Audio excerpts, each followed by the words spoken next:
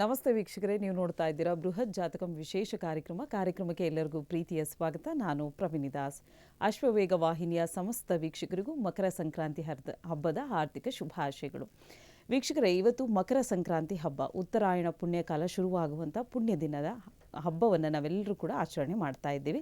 So ಇವತ್ತಿನ ಸಂಚಿಕೆಯಲ್ಲಿ ಮಕರ ಸಂಕ್ರಾಂತಿ ಹಬ್ಬದ ವಿಶೇಷತೆ, ಮಹತ್ವ ಯಾವ ರೀತಿಯಾಗಿರುತ್ತೆ, ಹಾಗೆ ಆಚರಣೆಗಳು ಯಾವ ರೀತಿಯಾಗಿರುತ್ತೆ, ಒಳ್ಳೆಯ ಫಲಗಳನ್ನು ಪಡ್ಕೊಳ್ಬೇಕು ಅಂದರೆ ಹೇಗಿರುತ್ತೆ, ಇದರ ಕುರಿತಾಗಿ ಒಂದಷ್ಟು ಮಾಹಿತಿ, ಇದರೊಟ್ಟಿಗೆ ದ್ವಾದಶ ರಾಶಿಗಳ ಕಂಪ್ಲೀಟ್ ಮಾಹಿತಿಯನ್ನು ನೀಡಲಿಕ್ಕೆ ಇವತ್ತು ನಮ್ಮೊಟ್ಟಿಗೆ ಇದ್ದಾರೆ ಆಧ್ಯಾತ್ಮಿಕ ಚಿಂತಕರು, ಪ್ರಖ್ಯಾತ ಜ್ಯೋತಿಷಿಗಳು ಆಗಿರುವಂಥ ಶ್ರೀ ಆಚಾರ್ಯ ಗುರೂಜಿಯವರು.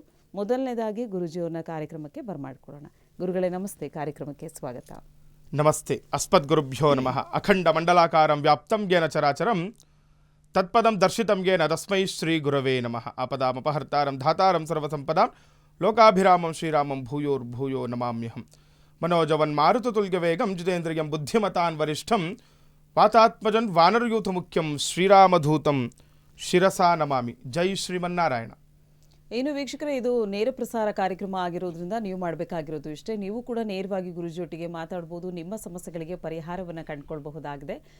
ನಿಮ್ಮ ಟಿವಿ ಸ್ಕ್ರೀನ್ ಮೇಲೆ ಕಾಣ್ತಾ ಇರುವಂಥ ನಂಬರ್ಗೆ ಕರೆ ಮಾಡಿ ಹೆಚ್ಚಿನ ಮಾಹಿತಿಯನ್ನು ನೀವು ಪಡ್ಕೊಳ್ಬಹುದು. ಕರೆ ಮಾಡಿದಾಗ ಹುಟ್ಟಿದ ದಿನಾಂಕ, ಹುಟ್ಟಿದ ಸಮಯ, ಹುಟ್ಟಿದ ಸ್ಥಳವನ್ನು ಕೊಡಬೇಕಾಗತ್ತೆ. ಹುಟ್ಟಿದ ದಿನಾಂಕ, ಸಮಯ ಗೊತ್ತಿಲ್ಲ ಅನ್ನೋಂಥವ್ರು ನೇರವಾಗಿ ಕವಡೆ ಶಾಸ್ತ್ರದ ಮುಖಾಂತರವಾಗಿ ನಿಮ್ಮ ಸಮಸ್ಯೆಗಳಿಗೆ ಪರಿಹಾರವನ್ನು ಕಂಡುಕೊಳ್ಬಹುದಾಗಿದೆ. ನಿಮ್ಮ ಪ್ರಶ್ನೆ ಯಾವಾಗಲೂ ಸ್ಪಷ್ಟವಾಗಿರಲಿ, ಸ್ಫುಟವಾಗಿರಲಿ ಅಂತ ಹೇಳ್ತಾ ಮೊದಲನೇದಾಗಿ ಇವತ್ತಿನ ಪಂಚಾಂಗ ಹೇಗಿದೆ ತಿಳ್ಕೊಳ್ಳೋಣ. ಗುರುಗಳೇ, ಇವತ್ತಿನ ಪಂಚಾಂಗ ಹೇಗಿದೆ ತಿಳಿಸ್ಕೊಡಿ. ತಿಥಿ, ವಾರ, ನಕ್ಷತ್ರ, ಯೋಗ ಮತ್ತು ಕರಣಗಳನ್ನೇ ನಾವು ಪಂಚಾಂಗ ಅಂತ ಹೇಳುವಂಥದ್ದು. ದಿನನಿತ್ಯವೂ ಕೂಡ ಯಾರೆಲ್ಲ ಈ ಪಂಚಾಂಗಗಳನ್ನು ಶ್ರವಣ ಮಾಡ್ತಾರೆ ಅಥವಾ ಪಠಣವನ್ನು ಮಾಡ್ತಾರೆ ಅವರಿಗೆ ಅನೇಕ ಫಲಗಳು ಸಿಗುತ್ತೆ, ಶುಭ ಫಲ ಆಗುತ್ತೆ ಅಂತ. ಇವತ್ತು ವಿಶೇಷವಾಗಿರುವಂತಹ ಹಬ್ಬದ ದಿನ ಕ್ರೋಧಿನಾಮ ಸಂವತ್ಸರ ದಕ್ಷಿಣಾಗಿನ ಹೇಮಂತ ಋತು ಪುಷ್ಯಮಾಸದ ಕೃಷ್ಣ ಪಕ್ಷದಲ್ಲಿ ನಾವಿರುವಂಥದ್ದು. ಪ್ರಥಮ ದಿನ ಅಂದರೆ ಪುಷ್ಯಮಾಸದ ಕೃಷ್ಣ ಪಕ್ಷದ ಪ್ರತಿಪತ್ ಅಂತ ನಾವು ಇದನ್ನು ಕರಿತೀವಿ, ಮೊದಲನೇ ದಿನ ಆಗಿರುತ್ತೆ. ಹಾಗೆ ಮಂಗಳವಾರ ಇವತ್ತು ಪುನರ್ವಸು ನಕ್ಷತ್ರ, ವಿಷ್ಕಂಭ ಯೋಗವನ್ನು ಕೂಡ, ಬಾಲವ ಕರ್ಣವನ್ನು ಕೂಡ ನಾವು ಪಂಚಾಂಗಗಳಲ್ಲಿ ತಿಳ್ಕೊಬೋದಾಗಿದೆ. ಇನ್ನು ರಾಹುಕಾಲ, ಗುಳಿಕ ಕಾಲ, ಯಮಗಂಡ ಕಾಲಗಳನ್ನು ಕೂಡ ನಾವು ಅವಶ್ಯಕವಾಗಿ ಈ ದಿನ ತಿಳ್ಕೊಬೇಕಾಗುತ್ತೆ. ಇವತ್ತು ರಾಹುಕಾಲ ಮಧ್ಯಾಹ್ನ 3:20 4 ಗಂಟೆ 46 ಈ ದಿನ ರಾಹುಕಾಲವನ್ನು ನಾವು ನೋಡ್ಬೋದು. ಇನ್ನು ಯಮಗಂಡ ಕಾಲ 9:37 11:03 ಈ ದಿನ ನಾವು ಯಮಗಂಡ ಕಾಲವನ್ನು ಕೂಡ ತಿಳ್ಕೊಬೋದಾಗಿದೆ. ಇನ್ನು ಗುಳಿಕ ಕಾಲವನ್ನು ನೋಡಿದಾಗ 12:29 1:55 ಈ ದಿನ ನಾವು ಗುಳಿಕ ಕಾಲವನ್ನು ಕೂಡ ತಿಳ್ಕೊಬೋದು. ಇನ್ನು ಬ್ರಾಹ್ಮಿ ಮುಹೂರ್ತ 5:05 5:56 ಈ ದಿನ ನಾವು ಬ್ರಾಹ್ಮಿ ಮುಹೂರ್ತವನ್ನು ಕೂಡ ತಿಳ್ಕೊಂಡಿದ್ದಾಯಿತು. ಇನ್ನು ಬೆಳಗಿನ ಸೂರ್ಯೋದಯ 6:46 ಸೂರ್ಯೋದಯವಾದರೆ ಸಂಜೆ ಸೂರ್ಯಾಸ್ತಮವು ಕೂಡ 6:12 ಈ ದಿನ ಸೂರ್ಯಾಸ್ತಮವಾಗುವುದನ್ನು ಕೂಡ ನಾವು ಗಮನಿಸಬಹುದಾಗಿದೆ. ಇನ್ನು ವೀಕ್ಷಕರೇ, ದ್ವಾದಶ ರಾಶಿಗಳಲ್ಲಿ ಮೊದಲ 6 ರಾಶಿಗಳು ಯಾವ ರೀತಿಯಾಗಿದೆ, ಯಾವ ರಾಶಿಗೆ ಶುಭ, ಯಾರಿಗೆ ಅಶುಭ, ಹಾಗೆ ಆ ಸಮಸ್ಯೆಗಳಿಗೆ ಪರಿಹಾರ ಮಾರ್ಗಗಳು ಹೇಗಿವೆ ಅನ್ನೋದನ್ನು ಗುರುಜಿಯವರು ನಮಗೆ ತಿಳಿಸ್ಕೊಡ್ತಾರೆ. ಗುರುಗಳೇ, ಮೊದಲ 6 ರಾಶಿಗಳು ಹೇಗಿವೆ ತಿಳಿಸ್ಕೊಡಿ. ಮೇಷ, ವೃಷಭ, ಮಿಥುನ, ಕಟಕ, ಸಿಂಹ, ಕನ್ಯಾ, ತುಲ, ವೃಶ್ಚಿಕ, ಧನಸ್ಸು, ಮಕರ, ಕುಂಭ ಮತ್ತು ಮೀನರಾಶಿಗಳು. ಈ 12 ರಾಶಿಗಳು ಕೂಡ ತುಂಬ ವಿಶೇಷವಾಗಿರುವಂತಹ ದಿನ ಇವತ್ತು ಅಂತ ಹೇಳ್ಬೋದು. ಯಾಕಂದರೆ ಮಕರ ಸಂಕ್ರಾಂತಿ ಹಬ್ಬದ ಆಚರಣೆ ಕೂಡ ನಡೀತಾ ಇದೆ. ಎಲ್ಲರಿಗೂ ಕೂಡ ಮಕರ ಸಂಕ್ರಾಂತಿ ಹಬ್ಬದ ಶುಭಾಶಯಗಳೊಂದಿಗೆ ದ್ವಾದಶ ರಾಶಿಗಳನ್ನು ಫಲಾನುಫಲಗಳನ್ನು ನೋಡುವಂಥ ಸಮಯ. ಪ್ರಥಮ ರಾಶಿ ಮೇಷರಾಶಿ. ಮೇಷರಾಶಿಯವರಿಗೆ ಹೊಸ ಆಸ್ತಿ ಖರೀದಿಸುವ ಯೋಚನೆ ಈ ದಿನ ಇರುವಂಥದ್ದು. ಯಾರೆಲ್ಲ ಮೇಷರಾಶಿಗಳು ಇರ್ತೀರಾ, ಏನಾದರೂ ಆಸ್ತಿ ವಿಚಾರವಾಗಿ ತುಂಬ ದಿನದಿಂದ ಒಂದು ಕನಸು ಕಟ್ಕೊಂಡ್ಬಿಟ್ಟಿರ್ತೀರಾ, ಏನಾದರೂ ತೊಗೋಬೇಕು, ಒಂದು ಭೂಮಿ ತೊಗೋಬೇಕು ಅಂದ್ಕೊಳ್ತಾ ಇರ್ತೀರಾ, ಆದರೆ ಆಗ್ತಾ ಇರಲ್ಲ. ಕೆಲವರಲ್ಲಿ ಏನಾಗುತ್ತೆ, ಹಣ ಇದ್ದರೂ ಕೂಡ ಒಂದು ಭೂಮಿಯನ್ನು ಖರೀದಿಸುವಂತಹ ಅನುಕೂಲ ಆಗಿರಲ್ಲ. ಅಂಥವ್ರಿಗೆಲ್ಲರಿಗೂ ಕೂಡ ಮೇಷರಾಶಿಯವರಿಗೆ ತುಂಬ ಅನುಕೂಲದ ದಿನ ಆಗಿರುವಂಥದ್ದು ಈ ದಿನ. ಹಾಗೆ ವ್ಯಾಪಾರಿಗಳಿಗೂ ಕೂಡ ಇದು ಹೆಚ್ಚು ಧನಲಾಭ ಆಗುವಂಥದ್ದು. ಯಾರೆಲ್ಲ ವ್ಯಾಪಾರಸ್ಥರಿರ್ತೀರಾ, ತುಂಬ ವಿಶೇಷವಾಗಿರುವಂಥದ್ದು ಅಂತ ಹೇಳ್ಬೋದು. ಈ ದಿನ ನಿಮಗೆ ವ್ಯಾಪಾರದಲ್ಲಿ ಕೂಡ ಅಭಿವೃದ್ಧಿ ಆಗುತ್ತೆ. ಧನದಿಂದನೂ ಕೂಡ ನಿಮಗೆ ಧನಾಗಮನ ನಿರೀಕ್ಷೆ ಕೂಡ ಮಾಡ್ಬೋದು. ಹೆಚ್ಚಾಗಿ ಹಣ ಬರುವಂತಹ ಲಕ್ಷಣಗಳು ಕೂಡ ವ್ಯಾಪಾರಸ್ಥರಿಗೆ ಇರುವಂಥದ್ದು. ಇನ್ನು ಆರೋಗ್ಯದ ಬಗ್ಗೆ ಎಚ್ಚರಿಕೆ ವಹಿಸಬೇಕಾಗುತ್ತೆ. ಮೇಷರಾಶಿಯವರು ಎಚ್ಚರಿಕೆಯಿಂದ ಆರೋಗ್ಯದ ಕಡೆ ಗಮನವನ್ನು ಕೊಡಬೇಕು. ಯಾಕಂದರೆ ಏನಾದರೂ ಆರೋಗ್ಯ ಸಮಸ್ಯೆ ಪದೇ ಕಾಡ್ತಾ ಇದ್ದರೆ ಅದಕ್ಕೆ ತಕ್ಕ ಪರಿಹಾರಗಳನ್ನು ಅವಶ್ಯ ಅವಶ್ಯಕವಾಗಿ ಮಾಡ್ಕೊಳ್ಬೇಕಾಗುತ್ತೆ ಮೇಷರಾಶಿಯವರು. ಇನ್ನು ವೃಷಭ ರಾಶಿಯವರಿಗೆ ನೋಡಿದಾಗ ಈ ದಿನ ಹಣಕಾಸಿನ ವಿಚಾರದಲ್ಲಿ ಎಚ್ಚರಿಕೆ ವಹಿಸಬೇಕಾಗುತ್ತೆ. ಯಾರೆಲ್ಲ ವೃಷಭ ರಾಶಿಯವರು ಇರ್ತೀರಾ, ಹಣದ ವಿಚಾರವಾಗಿ ಸ್ವಲ್ಪ ಒಳಗಾಗುವಂತಹ ಸಂಭವ ಇರುತ್ತೆ. ಹಾಗಾಗಿ ಹಣಕಾಸಿನ ವಿಚಾರವಾಗಿ ಎಚ್ಚರಿಕೆಯಿಂದ ಕೆಲವೊಂದು ವಿಚಾರಗಳಲ್ಲಿ ಹಣ ಕೊಡೋದಾಗಲಿ, ಹಣ ತೆಗೆದುಕೊಳ್ಳೋದಾಗಲಿ, ಈ ರೀತಿ ನೀವು ಸ್ವಲ್ಪ ಯೋಚನೆ ಮಾಡಿ ಕೆಲಸ ಕಾರ್ಯಗಳನ್ನು ಈ ದಿನ ವೃಷಭ ರಾಶಿಯವರು ಮಾಡ್ಕೊಳ್ಬೇಕು. ಇನ್ನು ಆರೋಗ್ಯ ಚೇತರಿಕೆ ಕಾಣುವಂಥದ್ದು ನೋಡಿ, ಏನಾದರೂ ಆರೋಗ್ಯ ಸಮಸ್ಯೆ ಇದ್ರೂ ಕೂಡ ಈ ದಿನದಿಂದ ನಿಮಗೆ ಚೇತರಿಕೆ ಕಾಣುತ್ತೆ. ತುಂಬ ದಿವಸ ಯಾವುದೋ ಒಂದು ರೋಗ ರುಜಿನಗಳಿಂದ ಬಳಲ್ತಾ ಇರ್ತೀರಾ, ಅವರೆಲ್ಲರಿಗೂ ಕೂಡ ನೋಡಿ ಹಬ್ಬದ ದಿನದಿಂದ ನಿಮಗೆ ಅನುಕೂಲ ಆಗುತ್ತೆ, ವಿಶೇಷವಾಗಿರುವಂಥದ್ದು ಕೂಡ ಹೇಳ್ಬೋದು. ಇನ್ನು ಅತಿಯಾದ ಕೋಪದಿಂದ ಅನಾಹುತ ಆಗುವಂಥದ್ದು ನೋಡಿ, ಯಾರೆಲ್ಲ ವೃಷಭ ರಾಶಿಯವರು ಕೋಪ ಮಾಡ್ಕೋಬಾರ್ದು ಅಂತ ಹೇಳ್ತಾ ಇದೆ. ಇದನ್ನು ಸುಮ್ಮನೆ ಕೋಪ ಮಾಡಿಕೊಂಡ್ರೆ ಅದರಿಂದ ಅನಾನುಕೂಲಗಳಾಗುತ್ತೆ. ಹಾಗಾಗಿ ಕೋಪವನ್ನು ತಪ್ಪಿಸ್ಕೊಂಡ್ರೆ ನಿಮಗೆ ಅಭಿವೃದ್ಧಿ ಆಗಲಿಕ್ಕೂ ಕೂಡ ಅನುಕೂಲ ಆಗುತ್ತೆ ವೃಷಭ ರಾಶಿಯವರಿಗೆ. ಇನ್ನು ಮಿಥುನ ರಾಶಿಯವರಿಗೆ ನೋಡಿದಾಗ ಕೆಲಸದಲ್ಲಿ ನಿಮ್ಮ ಶ್ರಮಕ್ಕೆ ತಕ್ಕ ಪ್ರತಿಫಲ ಸಿಗುವಂಥದ್ದು. ಯಾರೆಲ್ಲ ಮಿಥುನ ರಾಶಿಗಳು ಇರ್ತೀರ, ಮಾಡುವಂತಹ ಕೆಲಸ ಕಾರ್ಯದಲ್ಲಿ ನಿಮಗೆ ತಕ್ಕಂತಹ ಪ್ರತಿಫಲ ಕೂಡ ಸಿಗುವಂಥದ್ದು. ಎಷ್ಟು ಕೆಲಸ ಮಾಡ್ತೀರಾ ಅಷ್ಟು ಹಣದ ನಿರೀಕ್ಷೆ ಮಾಡ್ಬೋದು, ಧನಾಗಮನದ ನಿರೀಕ್ಷೆ ಕೂಡ ನೀವು ಈ ದಿನ ಮಾಡ್ಬೋದು. ಇದನ್ನು ಉತ್ತಮವಾದ ಆರೋಗ್ಯ, ಸಾಲ ಮರುಪಾವತಿ ಮಾಡುವಂತಹ ಲಕ್ಷಣಗಳು ಕೂಡ ಗೋಚಾರ ಫಲದಲ್ಲಿರುವಂಥದ್ದು. ಅಂದರೆ ಉತ್ತಮವಾಗಿ ಆರೋಗ್ಯವನ್ನು ಕೂಡ ಈ ದಿನ ನಿಮಗೆ ಸಿಗುತ್ತೆ ಅಂತ. ಏನಾದರೂ ಆರೋಗ್ಯದಲ್ಲಿ ಸಮಸ್ಯೆಗಳಿದ್ರೂ ಕೂಡ ಅವೆಲ್ಲ ಕೂಡ ನಿವಾರಣೆ ಆಗುತ್ತೆ. ಮತ್ತು ಸಾಲ ಮರುಪಾವತಿ ಮಾಡುವಂತಹ ಲಕ್ಷಣಗಳು ಕೂಡ ಮಿಥುನ ರಾಶಿಯವರಿಗೆ. ಏನಾದರೂ ಸಾಲ ತೊಗೊಂಡ್ಬಿಟ್ಟಿರ್ತೀರಾ, ತುಂಬ ಕಷ್ಟ ಆಗ್ತಾ ಇರುತ್ತೆ, ಸಾಲ ತೀರಿಸ್ಲಿಕ್ಕೆ ಆಗ್ತಾ ಇರಲ್ಲ, ಆದರೆ ಈ ದಿನ ನೋಡಿ ಮರುಪಾವತಿ ಮಾಡುವಂತಹ ಸುದಿನ ಅಂತಲೂ ಕೂಡ ಹೇಳ್ಬೋದು. ನಿಮಗೆ ಅವಕಾಶ ಕೂಡ ಸಿಗುವಂಥದ್ದು ಈ ದಿನ ಮಿಥುನ ರಾಶಿಯವರಿಗೆ. ಇನ್ನು ಕಟಕ ರಾಶಿಯವರಿಗೆ ನೋಡಿದಾಗ ಸಣ್ಣ ಪುಟ್ಟ ಸಮಸ್ಯೆಗಳು ಹೊರತುಪಡಿಸಿ ಇದು ಇಡೀ ದಿನ ನೆಮ್ಮದಿಯಿಂದ ಇರ್ತೀರಾ ಅಂತ ಹೇಳ್ತಿದ್ದೆ. ಯಾರೆಲ್ಲ ಕರ್ಕಾಟಕ ರಾಶಿಗಳು ಇರ್ತೀರಾ, ಕಟಕ ರಾಶಿ ಅಂತ ಹೇಳ್ತೀವಿ, ಸಣ್ಣ ಪುಟ್ಟ ಏನಾದರೂ ತೊಂದರೆಗಳಾದರೂ ಕೂಡ ಇಡೀ ದಿನ ತುಂಬ ಉಲ್ಲಾಸದಾಯಕವಾಗಿರುತ್ತೆ, ಉತ್ಸಾಹದಾಯಕವಾಗಿರುತ್ತೆ, ಸಂತೋಷವಾಗಿರುವಂತಹ ದಿನ ಅಂತಲೂ ಕೂಡ ಹೇಳ್ಬೋದು. ಹಬ್ಬದ ವಾತಾವರಣ ಇರುತ್ತೆ, ಮನೆಯಲ್ಲಿ ಸಡಗರ ಸಂಭ್ರಮ ಕೂಡ ಕೂಡಿರುತ್ತೆ, ಅನುಕೂಲ ಆಗುತ್ತೆ, ಅಭಿವೃದ್ಧಿ ಕೂಡ ಆಗುವಂಥದ್ದು. ಇನ್ನು ಉದ್ಯೋಗದ ಪ್ರಯತ್ನಕ್ಕೆ ಪ್ರತಿಫಲ ಪ್ರಾಪ್ತಿ ಉಂಟಾಗುತ್ತೆ ಅಂತ. ಏನಾದರೂ ವ್ಯಾಪಾರ ಉದ್ಯೋಗ ಮಾಡ್ತಾ ಇಲ್ಲ, ಎಲ್ಲ ಚೆನ್ನಾಗಿ ಓದ್ಕೊಂಡ್ಬಿಟ್ಟಿರ್ತಾರೆ, ಚೆನ್ನಾಗಿ ಕೆಲಸ ಮಾಡೋ ಒಂದು ಯೋಗ್ಯತೆ ಇದ್ರೂ ಕೂಡ ಕೆಲಸಗಳು ಉದ್ಯೋಗ ಸಿಕ್ಕಿರಲ್ಲ ಅಂಥವ್ರಿಗೆ ಉದ್ಯೋಗ ಪ್ರಾಪ್ತಿಯಾಗುವಂತಹ ಲಕ್ಷಣಗಳು ಕೂಡ ನಿಮಗೆ ಇದನ್ನು ಕರ್ಕಾಟಕ ರಾಶಿಯವರಿಗೆ ಗೋಚಾರ ಫಲದಲ್ಲಿ ಇರುವಂಥದ್ದು. ಇನ್ನು ಪುಣ್ಯಕ್ಷೇತ್ರ ದರ್ಶನ ಮಾಡುವಿರಿ ಅಂತ ಹೇಳ್ತಾ ಇದೆ ಕರ್ಕಾಟಕ ರಾಶಿಯವರು. ಅದರ ಒಂದು ದೇವಸ್ಥಾನಗಳಿಗೆ ಹೋಗಿ ಕುಲದೇವರಿಗೆ ಆಗಲಿ ಅಥವಾ ಇಷ್ಟ ದೇವರುಗಳಿಗೆ ಆಗಲಿ ಇವತ್ತು ಈ ದಿನ ಪುಣ್ಯಕ್ಷೇತ್ರಗಳ ದರ್ಶನಗಳನ್ನು ಮಾಡ್ಕೊಳ್ಳಿ, ತುಂಬ ಅನುಕೂಲ ಆಗುತ್ತೆ ಅಂತಲೇ ಹೇಳ್ಬೋದು ಕಟಕ ರಾಶಿಯವರಿಗೆ. ಇನ್ನು ಸಿಂಹರಾಶಿ ಆರ್ಥಿಕ ಪರಿಸ್ಥಿತಿಯಲ್ಲಿ ಸುಧಾರಣೆ ಕಂಡುಬರುವಂಥದ್ದು. ಯಾರೆಲ್ಲ ಸಿಂಹರಾಶಿಗಳು ಇರ್ತೀರ, ಆರ್ಥಿಕ ಅಂತಂದರೆ ಮನೆಯಲ್ಲಿ ಏನಾದರೂ ಹಣದ ವಿಚಾರವಾಗಿ ತೊಂದರೆ ಆಗಿದ್ದರೆ, ಈ ದುಡ್ಡು ಹಣಕಾಸಿನ ವಿಚಾರದಲ್ಲಿ ತೊಂದರೆಗಳಾಗಿದ್ದರೆ ಅಭಿವೃದ್ಧಿ ಆಗುತ್ತೆ, ಸುಧಾರಿಸುತ್ತೆ ಅಂತ ಹೇಳುತ್ತೆ. ಅಂದರೆ ಸುಮ್ಮನೆ ಪದೇ ಪದೇ ವಿನಾಕಾರಣ ಹಣ ಖರ್ಚಾಗ್ತಾ ಇರೋದು, ಅಥವಾ ಹಣ ಕೆಲವರು ಹೇಳ್ತಾರೆ ಹಣ ಎಷ್ಟು ಬಂದರೂ ಕೂಡ ನಿಲ್ತಾ ಇರಲ್ಲ ಅಂತ ಹೇಳ್ತಾರೆ, ಅದೆಲ್ಲವಕ್ಕೂ ಕೂಡ ಕಡಿವಾಣ ಬೀಳುವಂತಹ ಲಕ್ಷಣಗಳು ಕೂಡ ಸಿಂಹರಾಶಿಯವ್ರಿಗೆ ಈ ದಿನ ಇರುತ್ತೆ. ಇನ್ನು ಆರೋಗ್ಯದಲ್ಲಿ ಏರುಪೇರು ಉಂಟಾಗುತ್ತೆ ಅಂತ ಹೇಳ್ತಾ ಇದೆ. ಆರೋಗ್ಯದ ಕಡೆ ಕೂಡ ನೀವು ಗಮನವನ್ನು ಕೊಡಬೇಕು ಸಿಂಹರಾಶಿಯವರು. ಏರುಪೇರು ಉಂಟಾಗುವಂತಹ ಲಕ್ಷಣಗಳು ಕೂಡ ನಿಮಗೆ ಗೋಚಾರ ಫಲದಲ್ಲಿ ಇರುವಂಥದ್ದು. ಈ ದಿನ ಮುಖ್ಯ ನಿರ್ಧಾರಗಳನ್ನು ಕೂಡ ಮಾಡಬಾರ್ದು ಅಂತ ಹೇಳ್ತಾ ಇದೆ. ಸಿಂಹರಾಶಿಯವರು ನೋಡ್ಕೋಬೇಕು, ಏನಾದರೂ ಒಂದು ಮುಖ್ಯ ನಿರ್ಧಾರಗಳಾಗಲಿ ಯಾವುದೇ ವಿಚಾರದಲ್ಲಾಗಲಿ ಕೆಲವೊಂದು ನೀವು ಸಡನ್ ಆಗಿ ಏನಾದರೂ ನಿರ್ಧಾರಗಳನ್ನು ತೆಗೆದುಕೊಳ್ಳಬಾರ್ದು ಅಂತ ಇದೆ. ಹಾಗಾಗಿ ಇವತ್ತು ನೋಡಿಕೊಂಡು ನೀವು ಕೆಲಸ ಕಾರ್ಯಗಳು ಮಾಡ್ಕೊಳ್ಳಿ ಸಿಂಹರಾಶಿಯವರು ಅಂತ. ಇನ್ನು ಕನ್ಯಾ ರಾಶಿಯವರಿಗೆ ನೋಡಿದಾಗ ಯಾವುದೇ ನಿರ್ಧಾರವನ್ನು ತೆಗೆದುಕೊಳ್ಳುವಾಗ ಎಚ್ಚರಿಕೆ ಇರಬೇಕಾಗುತ್ತೆ. ಯಾರೆಲ್ಲ ಕನ್ಯಾ ರಾಶಿಗಳು ಇರ್ತಾರೆ ಅವ್ರಿಗೂ ಕೂಡ ಏನೇ ನಿರ್ಧಾರ ಮಾಡಿದ್ರು ಕೂಡ ಎಚ್ಚರಿಕೆಯಿಂದ ನೀವು ಕೆಲಸ ಕಾರ್ಯಗಳನ್ನು ಮಾಡ್ಕೊಳ್ಬೇಕಾಗುತ್ತೆ. ಆರೋಗ್ಯದ ಕಡೆ ಕೂಡ ನಿಗಾ ವಹಿಸಬೇಕು.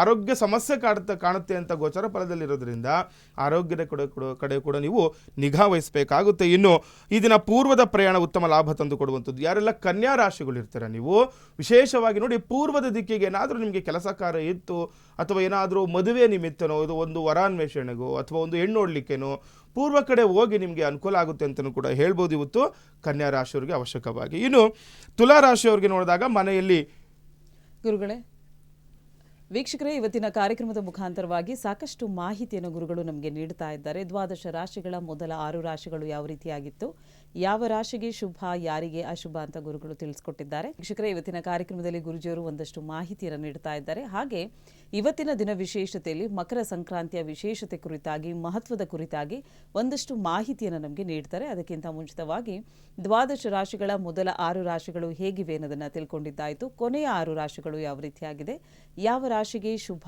ಯಾರಿಗೆ ಅಶುಭ, ಹಾಗೆ ಆ ಸಮಸ್ಯೆಗಳಿಗೆ ಪರಿಹಾರಗಳು ಹೇಗಿವೆ ತಿಳ್ಕೊಳ್ಳೋಣ. ಗುರುಗಳೇ, ಇನ್ನುಳಿದ 6 ರಾಶಿಗಳು ಹೇಗಿವೆ ತಿಳಿಸ್ಕೊಡಿ.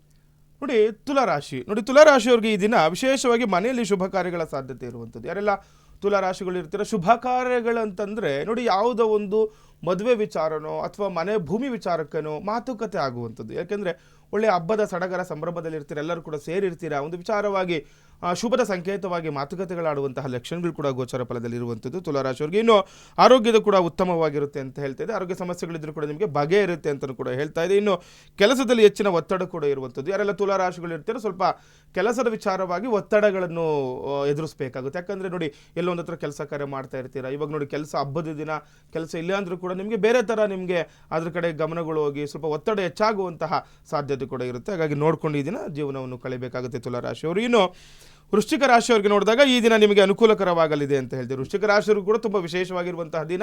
ಯಾವುದೇ ವಿಚಾರದಲ್ಲಿ ಆಗಲಿ ನಿಮ್ಮ ಕಡೆ ಈ ದಿನ ಇರುವಂಥದ್ದು ಕೂಡ ನೋಡ್ಬೋದು. ಇನ್ನು ಕೆಲಸದ ವಿಚಾರದಲ್ಲಿ ಅಸಡ್ಡೆಯಿಂದ ತೊಂದರೆ ಆಗುತ್ತೆ ನೋಡಿ. ಯಾಕೆಂದರೆ ನೋಡಿ, ನಮಗೆಲ್ಲ ಕೂಡ ಅನುಕೂಲ ಆಗ್ತಾ ಇದೆ ಅಂತೇಳಿ ನೀವೇನಾದರೂ ಅಜಾಗರೂಕತೆಯಿಂದ ಕೆಲಸ ಕಾರ್ಯಗಳಲ್ಲಿ ನಮ್ಮನ್ನು ತೊಡಗಿಸ್ಕೊಂಡ್ರೆ ಅಥವಾ ಅಸಡ್ಡೆಯನ್ನು ತೋರಿಸಿದ್ರೆ ಅದರ ಪರಿಣಾಮವಾಗಿ ನಾವು ಕೆಟ್ಟದ್ದನ್ನು ನಾವು ಅನುಭವಿಸಬೇಕಾಗುತ್ತೆ, ನೋಡ್ಕೊಳ್ಬೇಕು ವೃಶ್ಚಿಕ ರಾಶಿಯವರು. ಇನ್ನು ಕೆಲಸ ಬದಲಾಯಿಸಲು ಸೂಕ್ತ ಸಮಯವಲ್ಲ ಅಂತಲೂ ಕೂಡ ಹೇಳ್ತಾ ಇದೆ. ಸುಮ್ಮನೆ ನೋಡಿ ಜಗಳ ಮಾಡಿಕೊಂಡು ಗಲಾಟೆ ಮಾಡಿಕೊಂಡು ಕೆಲಸವನ್ನು ಬಿಟ್ಟರೆ ವೃಶ್ಚಿಕ ರಾಶಿಯವರಿಗೆ ಇದರಿಂದ ಅನಾನುಕೂಲ ಅಂತ ಹೇಳ್ತಾ ಇದೆ. ಹಾಗಾಗಿ ನೋಡಿಕೊಂಡು ಈ ದಿನವನ್ನು ಕಳಿಬೇಕಾಗುತ್ತೆ, ಜಾಗ್ರತೆಯಿಂದ ಕಳಿಬೇಕು, ಸಮಾಧಾನದಿಂದ ಈ ದಿನ ಇರಬೇಕಾಗುತ್ತೆ ವೃಶ್ಚಿಕ ರಾಶಿಯವರು. ಇನ್ನು ಧನಸ್ಸು ರಾಶಿಯವರಿಗೆ ನೋಡಿದಾಗ ನಿಮ್ಮ ಆರ್ಥಿಕ ಸ್ಥಿತಿಯು ಸುಧಾರಿಸಲಿದೆ. ಧನಸ್ಸು ರಾಶಿಯವರಿಗೂ ಕೂಡ ತುಂಬ ಒಳ್ಳೆಯ ದಿನ ಅಂತ ಹೇಳುವಂಥದ್ದು. ಆರ್ಥಿಕ ಸ್ಥಿತಿ ಕೂಡ ಸುಧಾರಿಸುತ್ತೆ ಅಂತ ಹೇಳ್ತಾ ಇದ್ದೆ. ಹಣಕಾಸಿನ ವಿಚಾರದಲ್ಲಿ ಏನಾದರೂ ಹಣ ದುಡ್ಡು ಕೊಟ್ಟು ಕಳ್ಕೊಂಬಿಟ್ಟಿರೋದು ಅಂತ ಏನಾದರೂ ಅದರಿಂದ ತೊಂದರೆಗಳು ಅನುಭವಿಸ್ತಾ ಇದ್ರು ಕೂಡ ಇದರ ನಿಮಗೆ ಅನುಕೂಲ ಆಗುತ್ತೆ ಅಂತ ಕೂಡ ಹೇಳ್ಬೋದು ಧನಸ್ಸು ರಾಶಿಯವರಿಗೆ. ಇನ್ನು ದೂರದ ಪ್ರಯಾಣಕ್ಕೆ ಕೂಡ ಹೊಸ ಕೆಲಸ ಮಾಡಲಿಕ್ಕೂ ಕೂಡ ಅನುಕೂಲ ಆಗುತ್ತೆ. ಅಂದರೆ ಏನಾದರೂ ಹೊಸ ಕೆಲಸದ ಪ್ರಯತ್ನಕ್ಕೆ ಸೂಕ್ತ ಸಮಯ ಅಂತ ಹೇಳ್ತಾ ಇದೆ. ಏನಾದರೂ ಹೊಸ ಕೆಲಸ ಮಾಡಬೇಕು, ಹೊಸದಾಗಿ ಏನಾದರೂ ಪ್ರಾರಂಭ ಮಾಡಬೇಕು ಅಂದ್ಕೊಂಡಿದ್ರು ಕೂಡ ನಿಮಗೆ ಒಳ್ಳೆಯ ದಿನಗಳು ಮುಂದೆ ನಿಮಗೆ ಇರುತ್ತದೆ ಅಂತ ಕೂಡ ಹೇಳ್ತಾ ಇದೆ ಧನಸ್ಸು ರಾಶಿಯವರಿಗೆ. ಇನ್ನು ದೂರ ಪ್ರಯಾಣದಲ್ಲಿ ಸಾಧ್ಯತೆ ಹೆಚ್ಚಾಗಿರುವಂಥದ್ದು. ತುಂಬ ದೂರ ಏನೋ ಪ್ರಯಾಣ ಮಾಡಬೇಕು ಅಂದ್ಕೊಳ್ತಾ ಇರ್ತೀರ, ಆಗುತ್ತೆ, ಅನುಕೂಲ ಆಗಿ ಒಳ್ಳೆಯ ವಿಚಾರಕ್ಕೆ ಹೋಗಿ ನಿಮಗೆ ಈ ದಿನ ಧನಸ್ಸು ರಾಶಿ ತುಂಬ ಶುಭ ಫಲ ಆಗುತ್ತೆ ಅಂತಲೂ ಕೂಡ ಹೇಳ್ಬೋದು. ಇನ್ನು ಮಕರ ರಾಶಿ, ವಿಶೇಷವಾಗಿ ಈ ದಿನ ಮಕರ ರಾಶಿಯವರಿಗೆ ಆರೋಗ್ಯದ ಸಮಸ್ಯೆ ಹೆಚ್ಚು ಉಂಟಾಗುತ್ತೆ ಅಂತ ಹೇಳ್ತಾ ಇದೆ. ಹಾಗಾಗಿ ನೋಡ್ಕೊಳ್ಬೇಕು, ಮಕರ ರಾಶಿಯವರು ಆರೋಗ್ಯದ ಕಡೆ ಹೆಚ್ಚಿನ ಗಮನವನ್ನು ಕೊಡಲೇಬೇಕಾಗುತ್ತೆ. ವ್ಯವಹಾರದಲ್ಲಿ ಉತ್ತಮ ಲಾಭ ಕೂಡ ಇರುವಂಥದ್ದು, ಕೆಲಸದಲ್ಲಿ ಬಡ್ತಿ ಪಡೆಯುವ ಸಾಧ್ಯತೆ ಕೂಡ ಇರುವಂಥದ್ದು. ಮಕರ ರಾಶಿಯವರು ಒಳ್ಳೆಯ ದಿನ. ಯಾಕೆಂದರೆ ಒಂದು ಕೆಲಸ ಕಾರ್ಯದಲ್ಲಿ ಕೂಡ ಉನ್ನತ ಮಟ್ಟಕ್ಕೆ ಹೋಗುವಂಥದ್ದು, ಮತ್ತು ಬಡ್ತಿ ಸಿಗುವಂಥದ್ದು, ಮತ್ತು ವ್ಯವಹಾರದಲ್ಲಿ ಉತ್ತಮ ಲಾಭವನ್ನು ಕೂಡ ಈ ದಿನ ನೀವು ನಿರೀಕ್ಷೆ ಮಾಡ್ಬೋದು ಮಕರ ರಾಶಿಯವರು. ಇನ್ನು ಕುಂಭರಾಶಿ, ಕೆಲಸ ಕಾರ್ಯದಲ್ಲಿ ಜಯ ಸಿಗುವಂಥದ್ದು. ಯಾರೆಲ್ಲ ಕುಂಭರಾಶಿಗಳು ಇರ್ತೀರ ಮಾಡುವಂತಹ ಕೆಲಸ ಕಾರ್ಯದಲ್ಲಿ ನಿಮಗೆ ಈ ದಿನ ಜಯ ಸಿಗುವಂಥದ್ದು, ಮತ್ತು ಆರೋಗ್ಯದಲ್ಲಿ ಸುಧಾರಿಸುತ್ತೆ. ಅತಿಯಾದ ನಂಬಿಕೆಯಿಂದ ತೊಂದರೆ ಆಗುವಂಥದ್ದು. ಕುಂಭರಾಶಿಯವರು ಅತಿಯಾದ ನಂಬಿಕೆ ಯಾರ ಮೇಲೆ ಇಡಬೇಡಿ, ತೊಂದರೆ ಆಗುವಂತಹ ಲಕ್ಷಣಗಳು ಕೂಡ ಗೋಚರ ಫಲದಲ್ಲಿ ಇರುವಂಥದ್ದು ಕುಂಭರಾಶಿಯವರಿಗೆ. ಇನ್ನು ಕಡೆಯ ರಾಶಿ ಮೀನರಾಶಿ, ಕುಟುಂಬದಲ್ಲಿ ಉತ್ತಮ ಬಾಂಧವ್ಯ ಸೇರುವಂಥದ್ದು. ಯಾರೆಲ್ಲ ಮೀನರಾಶಿಗಳು ಇರ್ತಾರೆ ಕುಟುಂಬದಲ್ಲಿ ಏನಾದರೂ ತೊಂದರೆಗಳಾಗಿದ್ದರೂ ಕೂಡ ಉತ್ತಮ ಬಾಂಧವ್ಯ ಏರ್ಪಾಡಾಗುತ್ತೆ. ಹಾಗೆ ವಿಶೇಷವಾಗಿ ಪರಿಶ್ರಮಕ್ಕೆ ತಕ್ಕ ಪ್ರತಿಫಲ ದೊರಕುವಂಥದ್ದು. ಎಷ್ಟು ಕಷ್ಟ ಬೀಳ್ತೀರ ಅಷ್ಟು ಅದಕ್ಕೆ ತಕ್ಕಂತಹ ಪ್ರತಿಫಲ ಕೂಡ ನೀವು ನಿರೀಕ್ಷೆ ಮಾಡ್ಬೋದು ಇಂದು ಅಂತ ಹೇಳ್ಬೋದು. ಕೆಲಸದ ನಿಮಿತ್ತ ದೂರದ ಪ್ರಯಾಣ ಕೂಡ ಇರುವಂಥದ್ದು ಮೀನರಾಶಿಯವರಿಗೆ ಈ ದಿನ ನೋಡ್ಕೊಳ್ಬೇಕಾಗುತ್ತೆ. ಯಾಕೆಂದರೆ ಕೆಲಸದ ವಿಚಾರವಾಗಿ ನಿಮಗೂ ಕೂಡ ಇವತ್ತು ಪ್ರಯಾಣದ ಅನುಕೂಲ ಆಗುತ್ತೆ. ಯಾಕೆಂದರೆ ದೂರದ ಪ್ರಯಾಣದಲ್ಲಿ ನಿಮ್ಮ ಕೆಲಸ ಕಾರ್ಯಗಳು ನೆರವೇರುತ್ತೆ ಅಂತಲೂ ಕೂಡ ಈ ದಿನ ಹೇಳ್ಬೋದಾಗಿದೆ ಮೀನರಾಶಿಯವರಿಗೆ. ವೀಕ್ಷಕರೇ, ದ್ವಾದಶ ರಾಶಿಗಳ ಅಂದರೆ 12 ರಾಶಿಗಳ ಫಲಾನುಫಲ ಯಾವ ರೀತಿಯಾಗಿತ್ತು, ಯಾವ ರಾಶಿಗೆ ಶುಭ, ಯಾರಿಗೆ ಅಶುಭ, ಆ ಸಮಸ್ಯೆಗಳಿಗೆ ಪರಿಹಾರಗಳನ್ನು ನೀವು ಹೇಗೆ ಕಂಡುಕೊಳ್ಬೇಕು, ಇದರ ಕುರಿತಾಗಿ ಒಂದಷ್ಟು ಮಾಹಿತಿಯನ್ನು ಇವತ್ತಿನ ನೇರ ಪ್ರಸಾರ ಕಾರ್ಯಕ್ರಮದ ಮುಖಾಂತರವಾಗಿ ಗುರೂಜಿಯವರು ನೀಡಿದ್ದಾರೆ. ಇನ್ನು ವೀಕ್ಷಕರ, ಇವತ್ತಿನ ದಿನ ವಿಶೇಷತೆಯಲ್ಲಿ ಇವತ್ತು ಮಕರ ಸಂಕ್ರಾಂತಿಯ ಹಬ್ಬದ ವಿಶೇಷತೆ ಏನು, ಆಚರಣೆ ಯಾವ ರೀತಿಯಾಗಿರುತ್ತೆ, ಇನ್ನು ಒಳ್ಳೆಯ ಫಲಗಳನ್ನು ನಾವು ಪಡ್ಕೊಳ್ಬೇಕು ಅಂದರೆ ಹಬ್ಬದ ಆಚರಣೆಯನ್ನು ನಾವು ಹೇಗೆ ಮಾಡಬೇಕು, ಇದರ ಹಿನ್ನೆಲೆ ಏನು, ಗುರೂಜಿಯವರು ನಮಗೆ ತಿಳಿಸ್ಕೊಡ್ತಾರೆ. ಗುರುಗಳೇ, ಇವತ್ತಿನ ದಿನ ವಿಶೇಷತೆ ನೋಡಿ. ನಾಡಿನ ಸಮಸ್ತ ಜನತೆಗೂ ಕೂಡ ಮಕರ ಸಂಕ್ರಾಂತಿ ಹಬ್ಬದ ಶುಭಾಶಯಗಳು. ನೋಡಿ, ನಾವು ಮಕರ ಸಂಕ್ರಾಂತಿ ಅಂತ ಕರಿತೀವಿ. ತಿಳ್ಕೋಬೇಕು ನಾವು ಮೊದಲನೇದಾಗಿ ಯಾಕೆ ಈ ಸಂಕ್ರಾಂತಿಗೆ ನಾವು ಮಕರ ಸಂಕ್ರಾಂತಿ ಅಂತ ಹೇಳ್ತೀವಿ ಅಂತ. ನೋಡಿ, ನಾವು ಒಂದು ಸೂರ್ಯನ ಪ್ರಕಾರವಾಗಿ ಸೂರ್ಯಮಾನ ಒಂದು ಪಂಚಾಂಗದ ರೀತಿ ನಾವು ನಮ್ಮ ಈ ಒಂದು ಪ್ರಾಂತದಲ್ಲಿ ನಾವು ಒಂದು ಆಚರಣೆಯನ್ನು ಮಾಡ್ತೀವಿ. ಕೆಲವೊಂದು ಈಗ ತಮಿಳುನಾಡು ಕಡೆ ಚಾಂದ್ರಮಾನ ಯುಗಾದಿ ಅಂತ ಎಲ್ಲ ಮಾಡುವಂಥದ್ದು, ಈ ರೀತಿ ಎಲ್ಲ ನಾವು ನೋಡ್ಕೊಳ್ತೀವಿ. ಅದೇ ರೀತಿಯೇ ಸೂರ್ಯನನ್ನು ನಾವು ನೋಡ್ಕೊಳ್ತಾ ಇದನ್ನು ಸಂಕ್ರಮಣವನ್ನು ಮಾಡುವಂಥದ್ದು. ಅಂದರೆ ಸೂರ್ಯನು ಯಾವಾಗ ಮಕರ ರಾಶಿಗೆ ಪ್ರವೇಶವನ್ನು ಮಾಡ್ತಾನೆ ಆ ದಿನವನ್ನು ನಾವು ಮಕರ ಸಂಕ್ರಾಂತಿ ಅಂತ ಕರಿತೀವಿ ಅಂತ. ಯಾಕಂದರೆ ನೋಡಿ, ಈ ದಿನ ಸೂರ್ಯ ಮಕರ ರಾಶಿಗೆ ಸೂರ್ಯನ ಸಂಚಾರ ಇರುವಂಥದ್ದು, ಮಕರ ರಾಶಿಗೆ ಸೂರ್ಯ ಗ್ರಹ ಪ್ರವೇಶ ಆಗುತ್ತೆ. ಅದರಿಂದನೇ ಇದನ್ನು ಮಕರ ಸಂಕ್ರಾಂತಿ ಅಂತಲೂ ಕೂಡ ಹೇಳ್ತೀವಿ. ಅದ್ರ ಜೊತೆ ನೋಡಿ, ತುಂಬ ವಿಶೇಷ, ದಕ್ಷಿಣಾಯನದಿಂದ ಉತ್ತರಾಯಣ ಪುಣ್ಯಕಾಲಕ್ಕೆ ನಾವು ಕಾಲಿಡ್ತಾ ಇದ್ದೀವಿ ಅಂತ. ನೋಡಿ, ನಾಳೆಯಿಂದ ಈ ದಿನ ಮಧ್ಯಾಹ್ನದವರೆಗೂ ಕೂಡ ನಮಗೆ ದಕ್ಷಿಣಾಯನ ಇತ್ತು ಅಂತ ನೋಡಿ. ನಾವು ಬೆಳಗ್ಗೆ ನಾವು ಪಂಚಾಂಗಗಳಲ್ಲಿ ಹೇಳಿದ್ವಿ, ದಕ್ಷಿಣಾಯನ ಅಂತ ಹೇಳಿದ್ವಿ. ಆದರೆ ನಾಳೆಯಿಂದ ನಾವು ಉತ್ತರಾಯಣವನ್ನು ಪ್ರಾರಂಭ ಆಗ್ತಾ ಇದೆ. ಉತ್ತರಾಯಣ ಪುಣ್ಯಕಾಲ ಅಂತ ಹೇಳ್ತೀವಿ. ಈ ದಿನಗಳಲ್ಲಿ ವಿಶೇಷವಾಗಿರುವಂಥದ್ದು ನೋಡಿ, ಯಾರೆಲ್ಲ ಉತ್ತರಾಯಣಗಳಲ್ಲಿ ಕೆಲವೊಂದು ಪ್ರತಿಷ್ಠೆಗಳನ್ನಾಗಲಿ ಕೆಲವೊಂದು ಪೂಜಾದಿಗಳನ್ನು ಮಾಡಿಕೊಂಡ್ರೆ ತುಂಬ ಫಲ ಸಿಗುತ್ತೆ ಅಂತ ಹೇಳ್ತಾ ಇರ್ತಾರೆ ಉತ್ತರಾಯಣಗಳಲ್ಲಿ. ಹಾಗಾಗಿ ಈ ಉತ್ತರಾಯಣ ನಾಳೆಯಿಂದ ಪ್ರಾರಂಭ ಆಗೋದ್ರಿಂದ ಇದನ್ನು ಕೂಡ ಇವಾಗ ಈ ಸಂಕ್ರಮಣದ ಜೊತೆಯಲ್ಲಿ ಆಯನ ಕೂಡ ನಮಗೆ ಚೇಂಜ್ ಆಗ್ತಾ ಬರ್ತಾ ಇದೆ. ಈ ಒಂದು ಹಬ್ಬದ ಆಚರಣೆ ಯಾವ ರೀತಿ ಇರುತ್ತೆ ನೋಡ್ಕೊಳ್ತೀವಿ. ನೋಡಿ, ನಾವು ಸಾಮಾನ್ಯವಾಗಿ ನೋಡ್ತಾ ಇರ್ತೀವಿ ಎಲ್ಲ ಕಡೆ ಬೆಂಕಿಯನ್ನು ಹಾಕಿರ್ತಾರೆ. ಯಾಕೆ ಈ ಬೆಂಕಿಯನ್ನು ಹಾಕಿರ್ತಾರೆ ಅದನ್ನು ಕೂಡ ನಾವು ಅವಶ್ಯಕವಾಗಿ ತಿಳ್ಕೊಬೇಕಾಗುತ್ತೆ. ಯಾಕಂದರೆ ಈಗ ಹಿಂದಿನಿಂದ ಮಾಡ್ಕೊಂಡು ಬಂದಿರ್ತಾರೆ, ಎಲ್ಲರೂ ಕೂಡ ನೋಡಿರ್ತಾರೆ. ಕೆಲವೊಂದು ಗ್ರಾಮಗಳಲ್ಲೆಲ್ಲ ಈ ಒಂದು ಕೆಲವೊಂದು ಸ್ಥಳಗಳಲ್ಲಿ ಬೆಂಕಿ ಹಾಕ್ಬಿಟ್ಟಿರ್ತಾರೆ. ಆದರೆ ಕೆಲವರಿಗೆ ಗೊತ್ತೇ ಇರಲ್ಲ ಏನಕ್ಕೆ ಹಾಕಿರ್ತಾರೆ ಅಂತ. ನೋಡಿ, ವಿಶೇಷವಾಗಿ ತಿಳ್ಕೊಬೇಕು. ನಾವು ಭೋಗಿ ಅಂತ ಹೇಳ್ತೀವಿ. ಭೋಗಿ ಅಂದರೆ ಬೆಂಕಿ ಅಂತ, ಭೋಗಿ ಪಂಡಗ ಅಂತ ಕೆಲವರು ಹೇಳ್ಕೊಳ್ತಾರೆ, ಭೋಗಿ ಹಬ್ಬ ಅಂತ ಹೇಳ್ತಾರೆ. ಮತ್ತು ನಾಳೆಗೆ ಈ ದಿನಕ್ಕೆ ನೋಡಿ, ನಿನ್ನೆ ಭೋಗಿ ಹಬ್ಬ ಆಗಿರುವಂಥದ್ದು, ಈ ದಿನ ಏನು ಪೊಂಗಲ್ ಅಂತ ಹೇಳ್ತೀವಿ, ಅಂದರೆ ಸಿಹಿ ಮಾಡುವಂಥದ್ದು ಸಮಯ ಅಂತ. ಅಂದರೆ ವಿಶೇಷವಾಗಿ ನೋಡಿ, ಇದು ಯಾವ ರೀತಿಯೆಲ್ಲ ನಾವು ಆಚರಣೆಗಳು ಮಾಡ್ತೀವಿ ಅಂತ ಇಡೀ ಪ್ರಕೃತಿಗೆ ನಾವು ಪೂಜೆ ಮಾಡ್ತೀವಿ. ನಮ್ಗೆ ಗೊತ್ತೇ ಇಲ್ದಿರ ನಾವು ಇಡೀ ಪ್ರಕೃತಿಗೆ ಪೂಜೆ ಮಾಡ್ತೀವಿ. ಯಾಕಂದರೆ ನೋಡಿ, ದವಸ ಧಾನ್ಯಗಳಿಗೆ ಪೂಜೆ ಮಾಡ್ತೀವಿ, ಪ್ರಾಣಿ ಪಕ್ಷಿಗಳಿಗೆ ಪೂಜೆ ಮಾಡ್ತೀವಿ.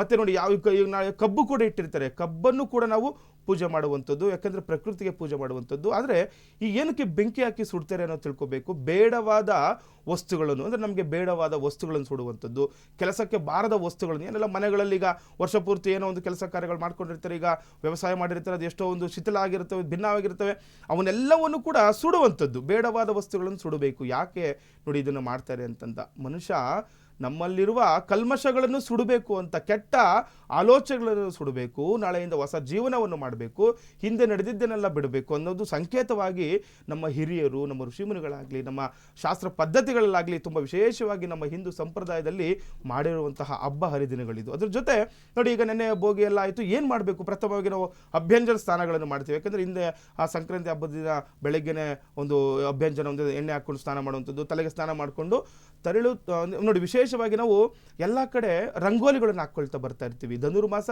ಪ್ರಾರಂಭ ದಿನದಿಂದಲೂ ಕೂಡ ನಾವು ರಂಗೋಲಿಗಳು ಹಾಕೊಂಡ್ಬರ್ತಾ ಇರ್ತೀವಿ. ಆ ರಂಗೋಲಿ ಮಧ್ಯಭಾಗದಲ್ಲಿ ನಾವು ಸಗಣಿಯನ್ನು ಇಟ್ಟಿರ್ತೀವಿ. ಆ ಸಗಣಿಯ ಬೆರಣಿಯನ್ನು ತಗೊಂಡೇ ನಾವು ಬೆಂಕಿ ಹಾಕುವಂಥದ್ದು. ಅದ್ರ ಜೊತೆ ಯಾಕೆ ಈ ಸಗಣಿದು ಬೆಂಕಿ ಹಾಕಬೇಕು ನೋಡಿ, ಏನಾದರೂ ಈ ರೋಗ ಬಾಧೆ ಆಗುವಂತಹ ಕೆಲವೊಂದು ಕ್ರಿಮಿ ಕೀಟಗಳು ಏನಾದರೂ ನಮ್ಮ ಸುತ್ತಮುತ್ತಲ ಪರಿಸರದಲ್ಲಿ ಇದ್ರೂ ಕೂಡ ಅದು ಕೂಡ ನಾಶ ಆಗಲಿ ಅನ್ನೋಂಥದ್ದು ಕೂಡ ಇದೊಂದು ಸಂಕೇತ. ನೋಡಿ, ಎಷ್ಟು ಚೆನ್ನಾಗಿದೆ ನಮ್ಮ ಋಷಿಮುನಿಗಳಾಗಲಿ ನಮ್ಮ ಹಿರಿಯರಾಗಿ ಮಾಡಿರುವಂಥದ್ದು. ಜೊತೆ ನಾವು ತೋರಣಗಳನ್ನು ಕಟ್ಕೊಳ್ಬೇಕು, ರಂಗೋಲಿಗಳನ್ನು ಹಾಕ್ಕೊಂಡು ಈ ದಿನ ವಿಶೇಷವಾಗಿ ಮನೆಯಲ್ಲಿರುವ ಕುಲದೇವರಿಗೆ ಪೂಜಾರಿಗಳನ್ನು ಮಾಡಿಕೊಂಡು, ನಿನ್ನೆಲ್ಲ ಇದೆಲ್ಲ ಆಗಿರುತ್ತೆ. ಈ ದಿನ ನೋಡಿ ಪೊಂಗಲ್ ಅಂತ ಹೇಳ್ತೀವಿ. ನೋಡಿ, ಸಾಮಾನ್ಯವಾಗಿ ಎಲ್ಲರೂ ಹೇಳ್ತಾ ಇರ್ತಾರೆ ಪೊಂಗಲ್ ಹಬ್ಬದ ಶುಭಾಶಯಗಳು, ಹ್ಯಾಪಿ ಪೊಂಗಲ್ ಅಂತ ಹೇಳುವಂಥದ್ದು. ಯಾಕಂದರೆ ಸಿಹಿ ಮಾಡುವಂತಹ ದಿನ ಇದು. ನೋಡಿ, ವಿಶೇಷವಾಗಿ ಕೆಲವು ಕಡೆ ಹಾಲುಕ್ಸೋದೆಲ್ಲ ನಾವು ನೋಡಿರ್ತೀವಿ. ಯಾಕಂದರೆ ಈಗ ಮುಂದಿನ ದಿನಗಳು ನಮಗೆ ಅನುಕೂಲ ಆಗಲಿ, ಅಭಿವೃದ್ಧಿ ಆಗಲಿ, ಮನೆಯಲ್ಲಿ ಸಡಗರ ಸಂಭ್ರಮ ಎಲ್ಲವೂ ಕೂಡ ತುಂಬಿರಲಿ ಅಂತ. ಅದ್ರ ಜೊತೆಯಲ್ಲಿ ನೋಡಿ, ವಿಶೇಷವಾಗಿ ನಾವು ನಂದಿ ಪೂಜೆ ಮಾಡ್ತೀವಿ, ಹಸುಗಳಿಗೆ ಪೂಜೆ ಮಾಡ್ತೀವಿ, ಗೋಪೂಜೆ ಮಾಡ್ತೀವಿ, ಕುರಿಗಳಿಗೆ ಪೂಜೆ ಮಾಡ್ತೀವಿ. ಎಲ್ಲ ನಮ್ಮ ಸಾಕು ಪ್ರಾಣಿಗಳು ಏನಿದೆ ಎಲ್ಲವಕ್ಕೂ ಕೂಡ ನಾವು ಒಂದು ಕೃತಜ್ಞತೆ ಭಾವದಿಂದ ಪೂಜೆ ಮಾಡುವಂಥದ್ದು. ಮನೆಯಲ್ಲಿ ನೋಡಿ, ಯಾರೆಲ್ಲ ರೈತರು ಇರ್ತಾರೆ, ರೈತಾಪಿ ವರ್ಗದವರು ಮನೆಯಲ್ಲಿರುವ ಎಲ್ಲ ವಸ್ತುಗಳಿಗೆ, ಅವರೇನು ಒಂದು ವ್ಯವಸಾಯ ಮಾಡಲಿಕ್ಕೆ ಏನೆಲ್ಲ ಬೇಕು ಆ ಎಲ್ಲ ವಸ್ತುಗಳಿಗೂ ಕೂಡ ವಿಶೇಷವಾಗಿ ಪೂಜೆಗಳನ್ನು ಮಾಡ್ತಾರೆ. ಅಷ್ಟು ತುಂಬ ವಿಶೇಷವಾಗಿರುವಂತಹ ಹಬ್ಬ ಆಗಿರುವಂಥದ್ದು. ನಿನ್ನೆ ಇವತ್ತು ನಾಳೆನೂ ಕೂಡ ಈ ಹಬ್ಬವನ್ನು ನಾವು ಆಚರಣೆ ಮಾಡ್ತಿರ್ತೀವಿ. ಹಾಗಾಗಿ ಯಾರೆಲ್ಲ ಈ ಹಬ್ಬಗಳನ್ನು ನೋಡಿ ಈ ವರ್ಷ ಮಾಡಿದರೆ ಮುಂದಿನ ವರ್ಷವೂ ಕೂಡ ನಾವು ಇದೇ ರೀತಿ ಮಾಡುವಂಥ ಅವಕಾಶ ಭಗವಂತ ನಮಗೆ ಸಿಗಲಿ. ಒಂದು ಭಗವಂತ ನೋಡಿ ಬರ್ತಾ ಏನಾಗ್ತಾ ಇದೆ, ಈ ಹಸುಗಳಾಗಲಿ, ದನಗಳಾಗಲಿ, ಕುರಿಗಳಾಗಲಿ ಕಡಿಮೆ ಆಗ್ತಾ ಬರ್ತಾ ಇದೆ, ಎಲ್ಲ ಆ ಸಂತತಿಗಳೇ ಕಡಿಮೆ ಆಗ್ತಾ ಇದೆ. ಆದರೆ ಅಭಿವೃದ್ಧಿ ಆಗಲಿ ಅಂತ ನಾವು ಪೂಜಾರಿಗಳನ್ನು ಮಾಡುವಂಥದ್ದು.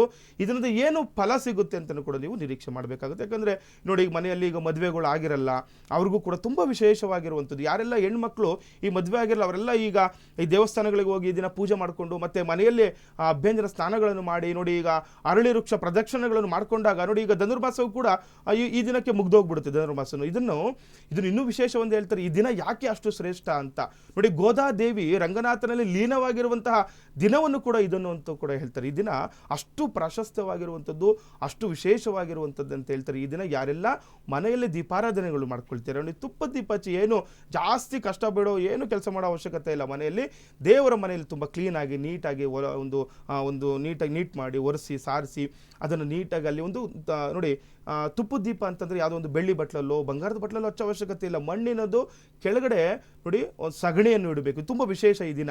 ಸಗಣಿಯನ್ನು ಇಟ್ಟು ಅದರ ಮೇಲೆ ಒಂದು ಮಣ್ಣಿನ ದೀಪವನ್ನು ತುಪ್ಪವನ್ನು ಹಾಕಿ ಮಣ್ಣಿನ ದೀಪವನ್ನು ಹಚ್ಚಿ ತುಂಬ ವಿಶೇಷವಾಗಿ ಅನುಕೂಲ ಆಗುತ್ತೆ. ಈ ವರ್ಷ ಪೂರ್ತಿ ಕೂಡ ನಿಮಗೆ ತುಂಬ ಅನುಕೂಲ ಆಗುವಂಥದ್ದು. ಆರೋಗ್ಯ ಸಮಸ್ಯೆಗಳು ಮನೆಯಲ್ಲಿ ಕಾಡ್ತಾ ಇದ್ದರೆ ಅದೆಲ್ಲವಕ್ಕೂ ಕೂಡ ನಿಮಗೆ ಇವತ್ತು ಅನುಕೂಲ ಆಗುತ್ತೆ ಅಂತ ಹೇಳ್ಬೋದು. ಯಾರೆಲ್ಲ ವ್ಯಾಪಾರ ಉದ್ಯೋಗದಲ್ಲಿ ನಷ್ಟ ಅನುಭವಿಸ್ತಾ ಇರ್ತೀರಾ ಅವ್ರಿಗೂ ಕೂಡ ತುಂಬ ವಿಶೇಷವಾಗಿರುವಂಥದ್ದು.